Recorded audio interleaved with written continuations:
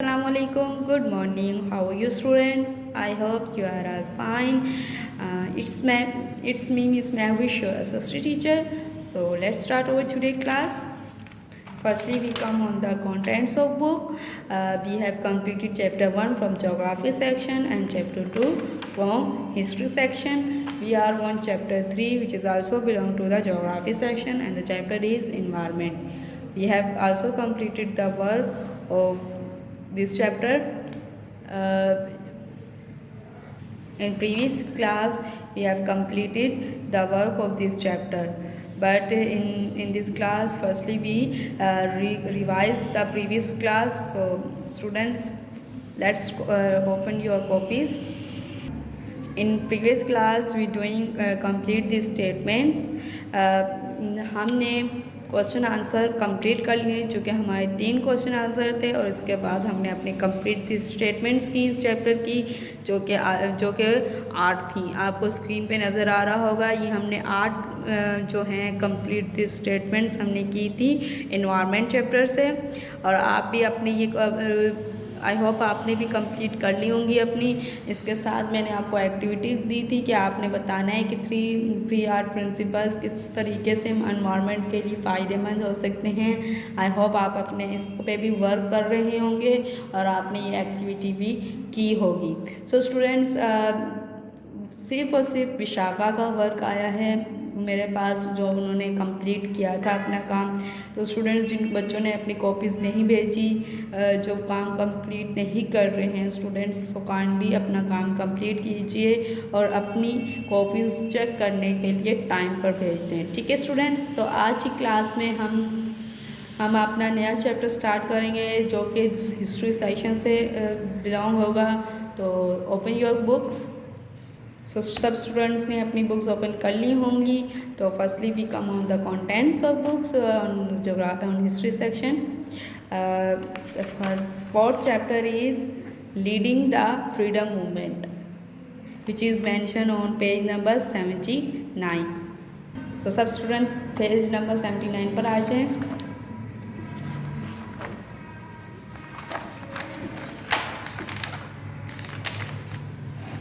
So students सब आगे होंगे लीडिंग द फ्रीडम मूवमेंट पर। चैप्टर नंबर बुक में 17 है, पर हमारा फाइनल टर्म में चैप्टर नंबर 4 है। ठीक है, और आपने इस पर अपनी डेट भी मेंशन कर देनी है, चूँकि हमारी डेट है। इसके लिए आप अपनी पेंसिल्स ले लीजिए अपने हाथ में और आज की डेट मेंशन कर दीजिए 8/12/2020। ठीक है, ये हम अपने चैप्टर को स्टार्ट कर रहे हैं। तो आइए हम इसकी रीडिंग करते हैं।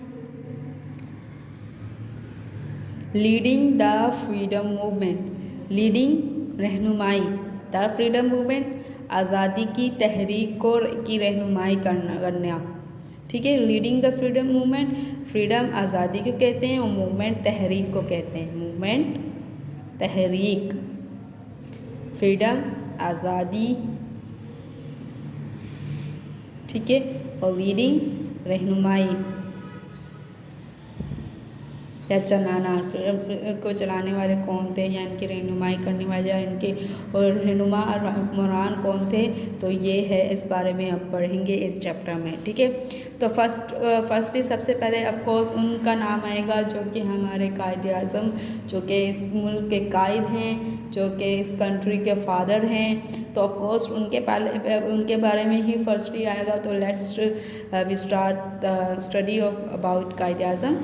कायद आज़म मोहम्मद अली जिन्ना 1876 to 1948। ठीक है, ये इनकी डेट ऑफ बर्थ लिखा हुआ है और ये इनकी डेट ऑफ डेथ लिखा हुआ है। ठीक है, जिस दिन वो पैदा हुए थे वो डेट है और जिस दिन वो इंतकाल हुए थे एयर है ये दोनों। ठीक है, 1876 में इनका डेट ऑफ एयर है, date of birth year of date birth and year of death.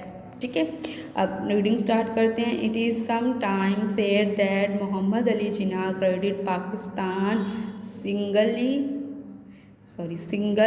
Handedly. ठीक है, it is some time said that Mohammad Ali Jinnah credit Pakistan single handedly that of That of course is not true. You have seen in the earlier chapters some of the major figures who contributed to the foundation of new state, but there is no doubt that without the single mindedness, the dedication, the energy and drive together with the brilliance of mind of Muhammad Ali Jinnah, Pakistan might not have been set up, at least in its present form. It is in recognition of Jinnah's brilliant and sincere leadership that the Muslims of the subcontinent hailed him as Qaid-e-Azam, the great leader. ठीक है, तो it's sometimes said that, कभी कभार कहा जाता है कि कायद आज़म मोहम्मद अली जिन्ना, जो इनका असल नाम है मोहम्मद अली जिन्ना, ठीक है, इनको कायद आज़म जो है वो एक खिताब दिया गया है, टाइटल दिया हुआ है इनको, जबकि इनका रियल नेम क्या है, मोहम्मद अली जिन्ना। कहा जाता है कि जो मोहम्मद अली जिन्ना हैं उन्होंने अकेले पाकिस्तान बनाया, तो ऑफ कोर्स ऐसा नहीं है। बहुत से आपने प्रीवियस चैप्टर में पढ़ा है, जैसे कि हमने पहले चैप्टर पढ़ा है रोड टू द इंडिपेंडेंस, उसमें हमने पढ़ा कि बहुत से लोगों ने इनके साथ वर्क किया है। अक्सर आपने नाम भी सुना होगा बहुत से लोगों का, और मज़ीद आप आगे इस चैप्टर में पढ़ेंगे तो बहुत सी लोगों के साथ में इसमें मेहनत शामिल है, ठीक है। Some of the major figures who contribute to the foundation of new states, okay, but there is no doubt that without that single-mindedness, the dedication, the energy and drive together with the brilliance of mind of Muhammad Ali Jinnah, Pakistan may not have been set up, at least in the present form.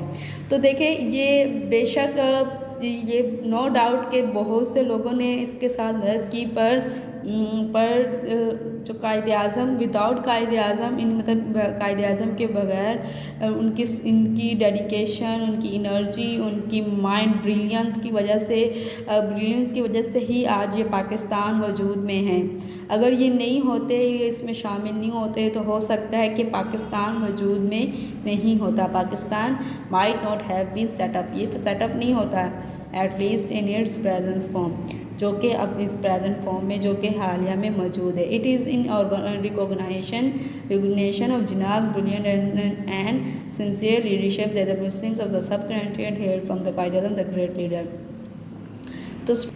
तो इनकी दयानतदारी और इनकी अक्लमंदी की वजह से तो सब continent के मुसलमानों ने इनको लक़ब दिया है या खिताब दिया था कायद आज़म द ग्रेट लीडर। तो इनके कायद का मतलब होता है कायद आज़म, बनाने वाले, कायद बनाने वाले, ठीक है। तो अब नेक्स्ट पढ़ते हैं। The Quaid was born into prosperous merchant family in Karachi. He went to school in Karachi, and when he was 16, an English friend of the family advised that he be sent to London to learn more about the family business. But the young Jinnah was determined to be a lawyer, and in 1892 he started to study law in London. He became a barrister in 1895, one of the youngest ever to do so, and returned to India. But his father's business was in trouble, so Jinnah had to make his own way in life. He began law practice in Bombay, ठीक है।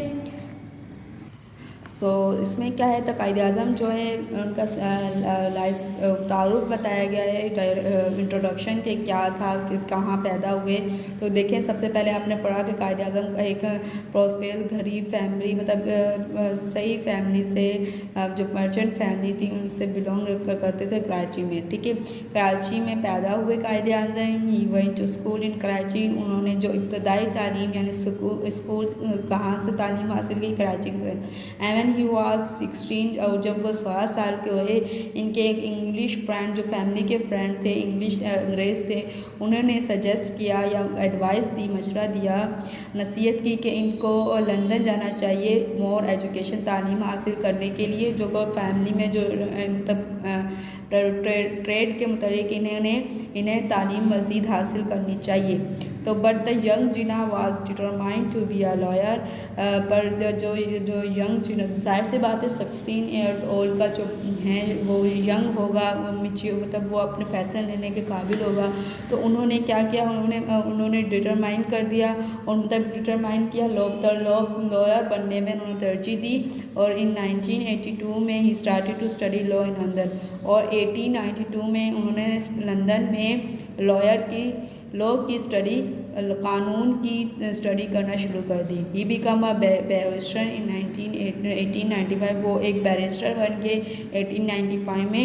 One of the youngest ever to do so, सबसे छोटे, तो मतलब कम ही उम्र में एक barrister बने। एंड रिटर्न टू इंडिया, और फिर उसके बाद बैरिस्टर बनने के बाद वो इंडिया वापस आ गए, क्योंकि इस वक्त तमाम मुसलमान हिंदू मिलकर रहा करते थे, तो इससे सब कॉन्टिनेंट को इंडिया ही कहा जाता था। ठीक है, तो फिर जब वो इंडिया वापस आए, उनके फादर का जो बिज़नेस था वो बहुत ही मुश्किल में था, मतलब कि उनका कारोबार के हालात सही नहीं चल रहे थे।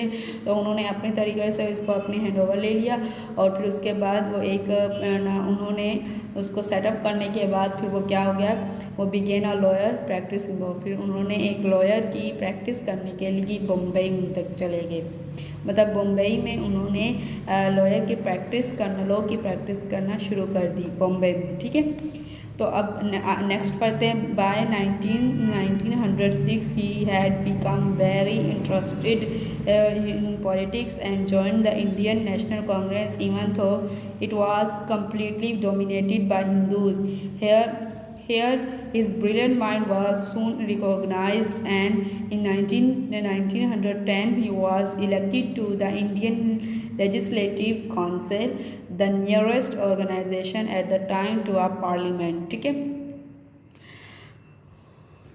तो 1906 में वो मतलब उनको पॉलिटिक्स में दिलचस्पी हुई, और उन्होंने इंडियन नेशनल कांग्रेस ज्वाइन की।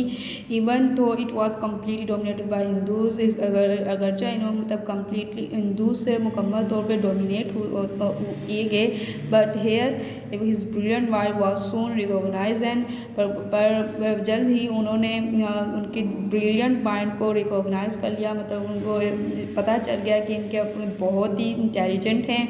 और फिर 1910 में वो इलेक्ट हो गए इंडियन लेजिस्लेटिव काउंसिल में, the nearest organization at the time to a parliament, मतलब के पार्लियामेंट में शामिल होने वाली ये ऑर्गेनाइजेशन थी, जहाँ पे जिसके मेंबर में जिना जो हैं वो इलेक्ट हो गए थे।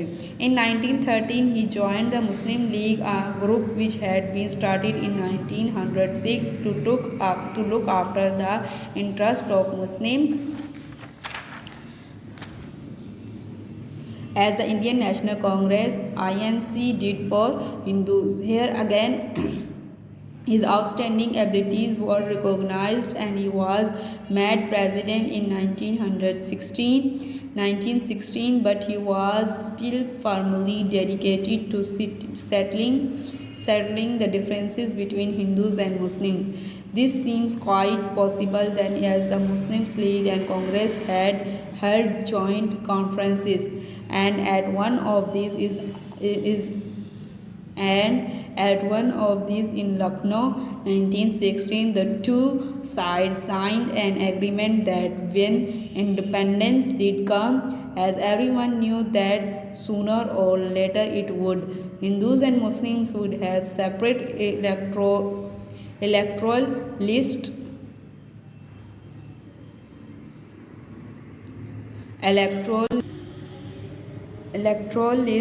i.e. Muslim would vote for Muslim candidates in any assembly. The British had already agreed to this 6 years earlier, but the Congress refused to recognize it until then. But by 1920, Gandhi had come to power within the Congress and insisted that the Hindus as the majority people should lead and form the government. ठीक है, यहाँ तक आज की हम अपनी reading complete कर लेते हैं और आज की डेट मेंशन कर देते हैं 8, 12, 20। ठीक है, अब एक्सप्लेनेशन दे देती हूँ कि इसमें हमने क्या पढ़ा। इन 1913 में क्या हुआ, मुस्लिम जिन्ना ने मुस्लिम लीग को जो ज्वाइन कर लिया। अ ग्रुप है which had been started in 1900, जो कि एक ग्रुप था 1906 से स्टार्ट किया हुआ था to look after the interest of Muslims as the Indian national Congress did for Hindus. ठीक है, जो 1906 से ही कहा गया था कि मुसलमानों की एक अलग से पार्टी होनी चाहिए, जो मुसलमानों के मसाइल या मुसलमानों के बारे में ख्याल रखा जाए, मुसलमानों के हकूक़ के बारे में बात की जाए। तो ये पहले से एक बनी हुई पार्टी थी जो कि मुसलमानों के हकूक़ का हिफाजत करेगी, और ये 1906 में बनी हुई थी ये पार्टी, जिसको 1913 में कायद-ए-आज़म ने इसको ज्वाइन किया। ठीक है, here again his stunning abilities were recognized and he was made president in 1916। फिर क्या हुआ, इनकी आउटस्टैंडिंग एबिलिटीज़ की वजह से जो इनको मंजर आम आए, तो इनको 1916 में इनको प्रेसिडेंट बना दिया गया। But he was still firmly dedicated to seating the differences between Hindus and Muslim. इन्होंने बहुत कोशिश की कि हिंदूज़ और मुस्लिम के डिफरेंसेस जो है वो वाज़ह किए जाएँ, but this seems quite possible then as the Muslim leagues and conference had held joint conferences at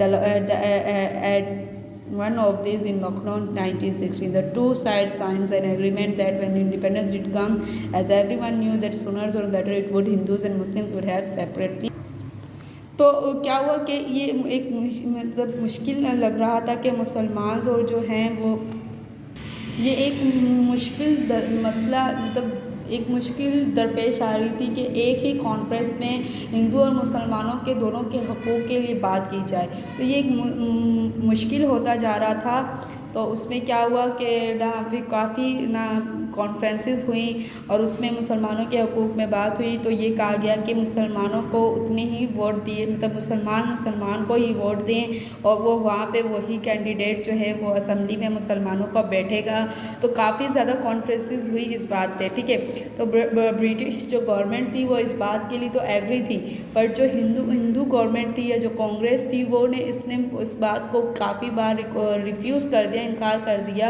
और जब ये 1920 में गांधी के पास जब ये कांग्रेस की पावर आई, तो उन जो पावर आए तो उन्होंने कहा तो उनके के जो गवर्नमेंट को जो लीड करने वाले होंगे, मतलब गवर्नमेंट को चलाने वाले वो जो है, क्योंकि मेजॉरिटी में हिंदू हैं, तो इनकी जो पावर भी होगी वो किसकी होगी, किसी हिंदू गवर्नर के पास, मतलब जो हिंदू लीडर होगा वही मतलब इंडिया का जो कंट्री होगी ब्रिटिश के आज़ाद करने के बाद जो कंट्री आएगी वजूद में, उसकी लीडिंग या उसका जो हुक्मरान होगा वो एक हिंदू ही करना चाहिए।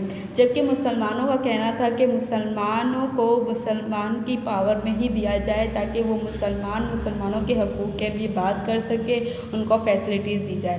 पर जबकि हिंदू कांग्रेस यानी जो हिंदू की पार्टी थी कांग्रेस का कहना था कि नहीं, ये सारी पावर जो है वो हिंदू के पास रहनी चाहिए, क्योंकि हिंदू मेजॉरिटी में ज़्यादा हैं, मतलब मेजॉरिटी में हैं, मतलब तादाद में ज़्यादा हैं, तो हिंदू के पास ही रहनी चाहिए हुकूमत। और गवर्नमेंट का सारा सिस्टम, गवर्नमेंट जो भी बनाएगी लॉज, मतलब गवर्नमेंट में जो बैठने वाले लोग हैं, जो पार्टी के मेन मेंबर होगा वो एक हिंदू होगा।